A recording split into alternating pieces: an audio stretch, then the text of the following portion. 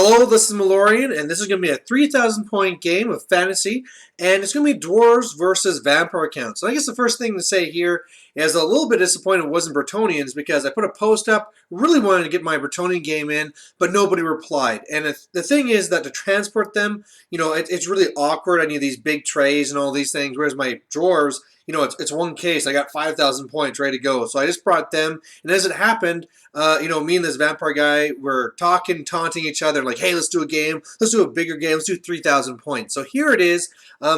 He's a little bit newer, and one of the things I'm going to be saying in here is he wanted me to be totally brutally honest. So going through here, I'll be talking about what he should have done and stuff like this. But it was, you'll see right away that it was a pretty good game, and some neat stuff happened all the way through. So, hey, enough talking. Let's get to it.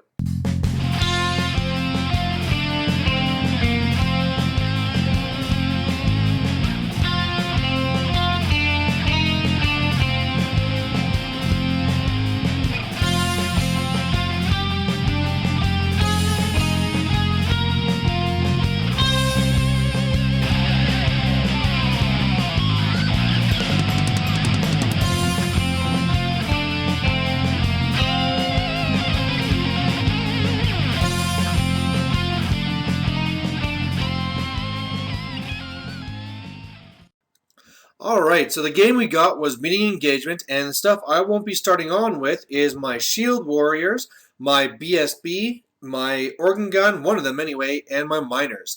And you know what? It's not that big of a deal. Like, if my Warriors with the BSB have to come on and anvil onto a charge, that actually works out pretty well.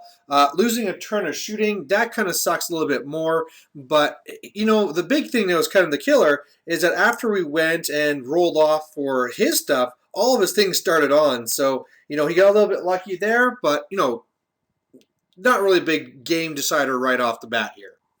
So looking at his side here from left to right, he has some dogs, then he has a good sized unit of zombies, and in there he has a master necromancer and another necromancer, 9 crypt horrors. And then here he has kind of like his Death Star, kind of like one of two. So of course the zombie dragon in the back, that's actually a Terrorgeist. But in these ghouls, there is going to be a vampire lord, which is like the blender lord type thing. And there's also Conrad. So, he's never used Conrad before. Just trying to add in these things here for the extra points, making it a little bit more killy. Then he has some skeletons. And then finally over here, he has his Grave Guard. They actually don't have great weapons. They have the sword and board. He has a vampire BSB, and then also this is another special character, the Krell. So again, this will be a fairly dangerous unit to fight, and that Krell can kill characters if he wants to. Otherwise, on my side here, from right to left, I have my Thunderers. Then I have my Great Weapon Warriors. I have some hammerers, my organ gun. You can see in the back I got my 2 cannons, Grudge Thor, my anvil, and then my quarrelers. And then up front there's a little slayer too. So overall the board looks like this. Really, none of the terrain really matters. I mean, when we go into forest, turns out they just cause fear. So, even the building in the middle, that's the one where it gives everything stubborn within a foot. It's the Acropolis of Heroes. Stubborn within 6 inches. And if you're inside it, you get +1 to hit or something. But, I'll just tell you right now, it doesn't really come into effect. So, really the main thing here, I deployed first. I'll be going first unless he steals first turn, and he didn't. And really what I'm planning to do here is he was already talking about putting his ghouls with his vampire lord into the building. So I think right off the bat, my tactic will be to shoot off the Terrorgeist first thing, and then basically block off my side of the building so he can't get out again. My warriors coming in will come from the left side. They'll go after those zombies, start killing those characters. I'm pretty sure my great weapons can beat the crypt horrors, and then the skeletons I'm planning to hold up with my Slayer, and that really just leaves the Grave Guard, which I plan just to shoot the hell out of, and then finish off with my Hammerers. So I get first turn, and I get some early bad luck by shooting this Terrorgeist twice, and rolling 1s to wound twice. So, yeah, this Terrorgeist could either be dead or very damaged, but hey, living alive is just fine too. I also come on here with my warriors, my BSB, and I use the anvil to charge in to finish off these dogs. But I roll a 1, and my anvil explodes. And this is a big game changer because whereas in the very beginning I was like, okay, I have this big advantage. I'm going to shut down his magic phase, do all these movement shenanigans. That's all gone now. I mean, he was set up so I'd be getting +4 dispel dice. He's -1 power dice. You know, my scroll is basically gone. My movement shenanigans. This is a big deal. And yeah, in the second tier, my cannon fails its panic test too. So really bad first turn. So overall, the board looks like this. Really, the only thing of note I did was killed the wolves on the far right, and then did a few wounds to his cryptors while moving up. So I'm in the spot there to block off the building. So his turn, he charges in the dogs here, and I'll say right now, this is a mistake. I mean, there really is no reason to throw these wolves away. He kind of figured that, they're going to die anyway, might as well get some wounds, but now they're going to die on his turn, and I'll be able to move up. Otherwise here, he makes a unit of zombies there in the way. He goes up with the Terrorgeist and yells at my Thunderers and kills some. And after everything's said and done, it looks like this. A little bit blurry, but his vampires are now inside the building. His healing healed right back to Cryptors. You can see that zombie block is growing pretty damn fast. But I was able to kill the dogs, and now the way that I'm situated with the reform, I'm on the flank of those other zombies. So I just need to get through there, get to the bunker, and flying the Terrorgeist in front of me here, this was a pretty big mistake. It's something you see from new vampire players where they really just want to get in there and scream at something, but he put himself in a spot where I can kill him. And the one thing the Terrorgeist can't do is survive in combat long. So probably what he should have done is held on for a little while and then used his 20-inch march just to fly over my entire lines. But he went a little bit early, killed some Thunderers, and now he's going to lose his Terrorgeist. So on my turn, I charge into the flank of the zombies and into the Terrorgeist. My miners come on, and normally this is like, haha, I can anvil into the charge, but not if my anvil's dead. At the end of the turn, it looks like this. So I beat up those zombies, but they're still there. Miners are just moving up the best they can.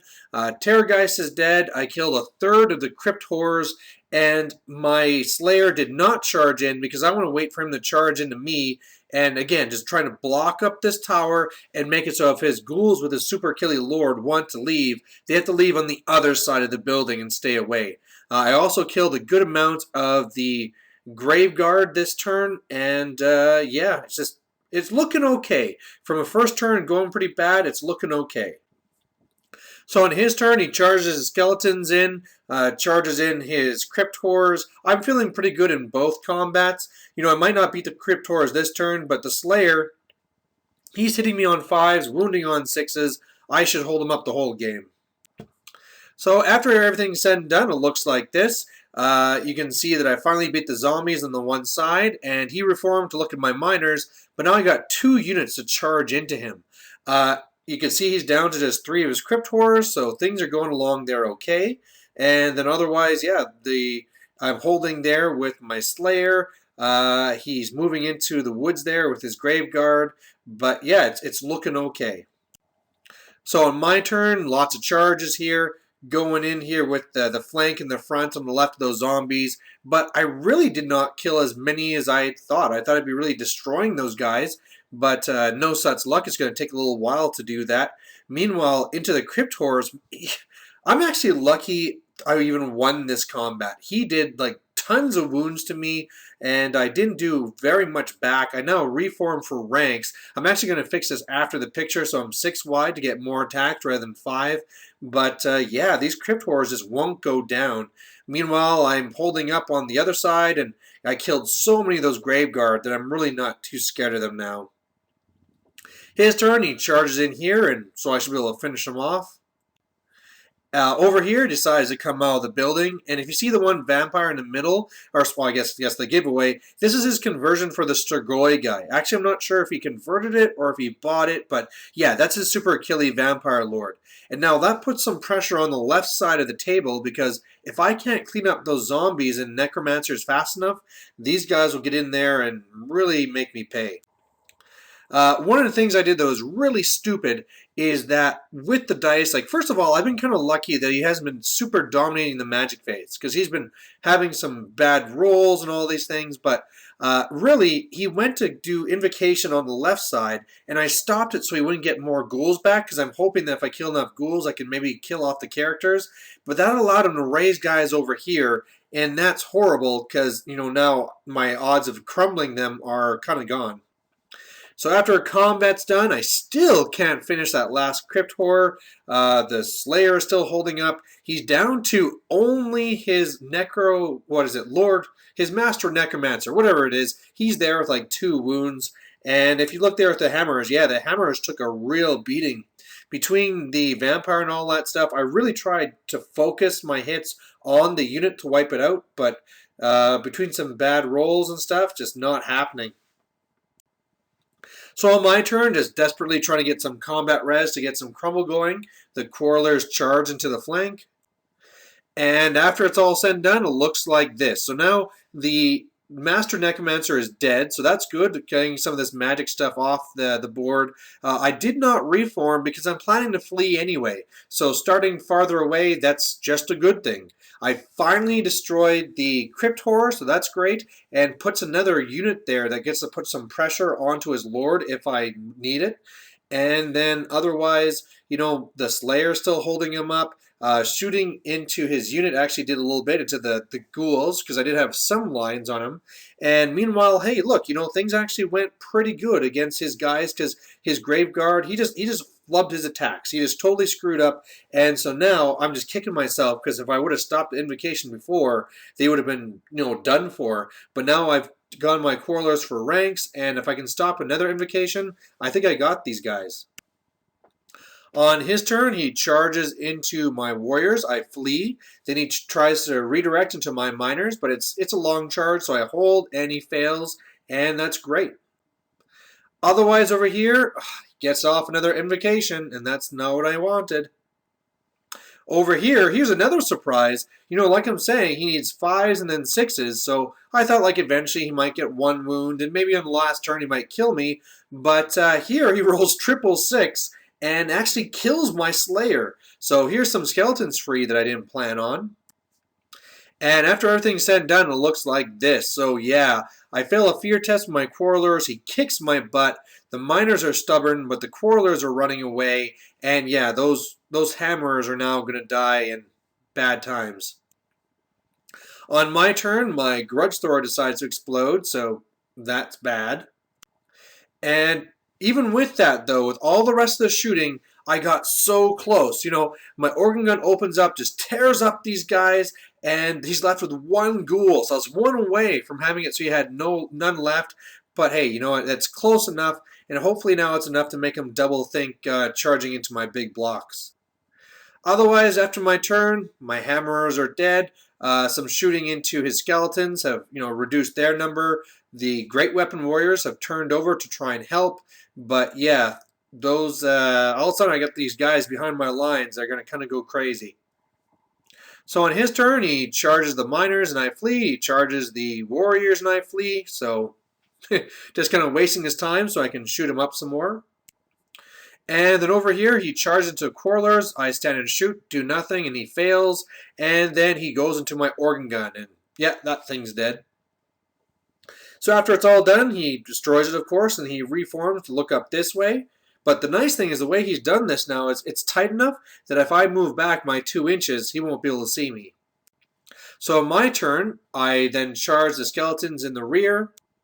And then this goddamn Vampire Lord, I shoot it with the Thunderers, and that kills Conrad and the last ghoul. So then I'm like, all right, I'm going to shoot you with the organ gun. I roll 4 hits. I'll re-roll that. Misfire. Okay, no worries. I got 2 cannons. First cannon hits into him. Wounds. 4+ ward save. Second cannon hits him, wounds. 4+ ward save. So it's I'm so close to killing this vampire, but I just can't do it. Meanwhile, yeah, I moved back with the quarrelers, like I said. Otherwise, I destroyed all those skeletons and just getting some points. And then his turn 6, he charges my dwarves. I flee because I got nothing good to gain there. If I was 1 more inch back, I would have actually held because then I would be stubborn because of that building. But because my front rank would have been out, I didn't know how kill you get. I thought, hey, why risk it? I'll just flee, and you got nothing. Then he charges in here with his Vampire Lord, and I mean, I'm sure here I'll be steadfast, but I just gotta make sure he doesn't kill my characters. But you know what? He issues a challenge, and I figure, you know what? At this point, I'm going to win either way. I might as well take the challenge, because you know what? This is probably my best way to actually kill him, because with my increased toughness and armor save, I can actually reduce his wounds, and then maybe he can crumble. Maybe. And that's what happens. He comes in, he is only strength 5 because he went for +2 attacks. Has like the always strike first, red fury, blah, blah. But he gets none of the wounds through for the very first one. I do nothing back. And then, yeah, it's like I got 3 ranks, 2 banners. You crumble. So, yeah, we actually got the vampire in the end. So there you go, a win for the Dwarves. Although, to begin with, I thought I was in quite a bit of trouble. At deployment, I thought, like, okay, I got a plan, this is going to work out. And then things just start going wrong, right? Anvil blows up, my cannons roll double ones to kill the Terrorgeist. And also I was thinking, like, this is going to turn very quick because once I didn't have that magic defense, the +4 to me, -1 for you, I thought, man, he's just going to keep on healing up forever. And I don't know, if, especially once it's in combat, if I can stop those crypt horrors and the ghouls themselves. Now, as we said, the guy wanted me to be brutally honest of what he should have done, blah, blah, blah. And definitely, I think one of the biggest problems he had was with deployment. He had his ghouls with his killy character and Conrad go into the building. And at meeting engagement, when you're so close, there really wasn't a need for that. At the same time, he had his basically bunker. I mean, the big thing is that right now he loves zombies, and there's so many of them. He thinks, okay, let's go get there into combat. I can raise them. But the problem is that since there's not another unit for the necromancers to hide in, that really is his bunker. So really, if you take that same deployment, move the bunker behind the building, and put the ghouls somewhere to shift it over so that they're up there instead, this is a totally different game. Because if all of a sudden, those ghouls with the killy lord and all stuff gets into any of my dwarf units, he's just going to rip them up, right? So because of that deployment, that was definitely a little bit of a mistake there. As well, of course, we talk about charging in the dogs because that's one of the biggest things that you see is that, well, this is going to die anyway, I might as well charge it in. But you know what? If it's going to die, have it die on the other person's turn so that you're forcing them to at least use up that action, right? They might die anyway, but at least now they're not going to kill the dogs on your turn and then charge into something else. Another thing, too, that we touched on was just the whole thing with the Terrorgeist. I mean, maybe he was a little bit antsy that, like, man, I just barely survived because he rolled double ones for his cannons. But even then, you can't be throwing him away to a spot where, I'm just going to be getting warriors into him and then he's going to die. He did get pretty unlucky in that combat where he rolled like a 1 for his thunder stomps and stuff. But either way, with all that static combat res, and that was a great weapon unit, they were going to kill that guy anyway. So probably the right thing to do was just to cuddle up with that building there and try and block the line of sight from the cannons, just to try and really reduce what can even go after him. And then when I'm forced to go up to engage, then jump over and really starting all these shenanigans. One of the things I kind of pointed him towards was, hey, take a look at Matt Reese and stuff, because he's obviously a guy that knows how to use his Terrorgeist very well, and how, once you get between a cannon and another unit, they can't shoot you, because if there's even that chance, or if you go 10 and then 10, you'll be hitting your friendly stuff, you can't shoot that. So it really makes things very difficult. And that's really it. Some of the things you could talk about is maybe with his character selection. I don't know if he really needed the other single necromancer. He already had 3 casters in there, so he probably didn't need that last one there. As far as Conrad goes, I don't know, man. I mean, it is at 3,000 points. You could throw a few extra things in there, but Conrad has been a character I've just never really been that impressed with. Sure, yeah, if you're fighting ogres, you can get in there and D3 wounds, get killy and stuff like that. But man, a 5+ armor, that's it. It's just so weak. And then the guy goes down, and then that's it. I mean, this time was from shooting. Other times it could just be from combat, right? Just go direct attacks and kill that guy. As far as Krell goes, I think Krell's solid, so no negatives there. I guess his vampire with the BSB was actually fairly naked. I didn't put any attacks against him because I assumed some sort of trickery and different stuff you can put on him, but he didn't really have anything there. So something you might want to do. Well, I really don't know. I was going to say that you can go with a White King because then all of a sudden, toughness 5, 3 wounds. But then again, it really did help him having that level 1 invocation there just to try and keep up those Graveguard. If it wasn't for that healing, that fight would have been over. The hammers would have finished them off and the characters would have crumbled. So maybe I can see the whole idea about having him there, but at the same time, he needs some other gear to help keep him alive. A really nice one to have on the Vampire BSB is just a simple, silvered steel, right? Boom, we got a 2+ save, good times, right? Or there's other combinations as well. You can start playing the leadership game, stuff like that, right? But either way, I thought it was a pretty interesting battle. Finally killing the Vampire Lord just in the very last turn because of a brave challenge and him kind of fluffing his rolls and me making my armor saves.